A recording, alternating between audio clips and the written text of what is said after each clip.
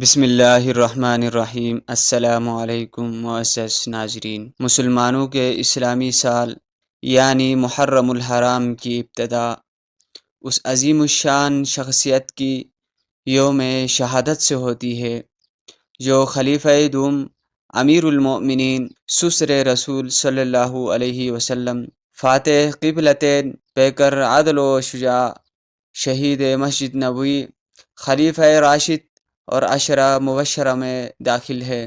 اسلامی تاریخ میں قرون اولیٰ میں پیش آمدہ شہادتوں میں پہلی شہادت خلیفہ ثانی حضرت عمر بن خطاب رضی اللہ تعالیٰ عنہ کی شہادت ہے۔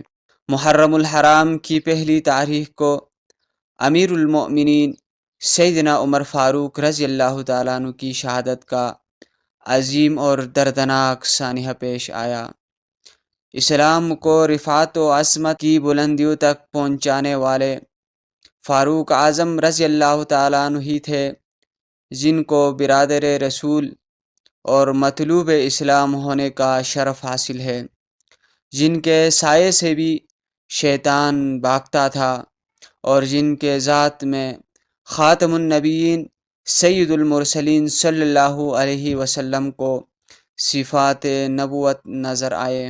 خود نبی کریم صلی اللہ علیہ وسلم نے ایک موقع پر فرمایا، لو کان بعدی نبی لکان عمر، اگر میرے بعد کوئی نبی ہوتا تو عمر ہوتا۔ سبحان اللہ، کیا شان ہے عمر فاروق رضی اللہ تعالیٰ عنہ کی کہ نبی علیہ السلام نے ان میں نبوت کی صفات دیکھی، اور صرف یہی نہیں بلکہ مزید ایک جگہ فرمایا، بے شک میں نگاہ نبوت سے دیکھ رہا ہوں کہ جن و انس کے شیطان میرے عمر کے خوف سے بھاگتے ہیں۔ آپ رضی اللہ تعالیٰ عنہ کے قبول اسلام کرنے پر مسلمانوں کو بے حد خوشی ہوئی، ان کو ایک بہت بڑا سہارا ملا۔ اس سے قبل وہ مخفی عبادت کرتے تھے، اب اعلانیہ کرنے لگے۔ حضرت عمر فاروق رضی اللہ تعالیٰ عنہ کی عظمت و رفعت کا اندازہ اس بات سے لگایا جا سکتا ہے کہ قرآن مجید کی بہت سی آیات آپ رضی اللہ تعالیٰ عنہ کی موافقت پر نازل ہوئے۔ تقریباً 43 مواقع پر عمر رضی اللہ تعالیٰ عنہ کی خواہش کے عین مطابق آیات قرآنی نازل ہوئی جن کو موافقات عمر کہا جاتا ہے۔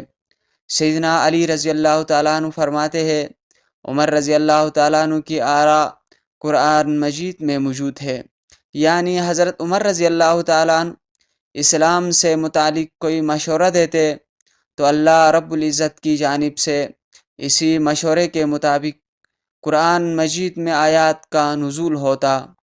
حضرت عمر فاروق رضی اللہ تعالیٰ عنہ کی موافقت سے ہی عورت کے لیے تا قیامت پردے کا حکم نازل ہوا۔ نبی علیہ السلام نے فرمایا، اللہ تعالیٰ نے عمر کی زبان پر اور قلب پر حق کو جاری کر دیا ہے۔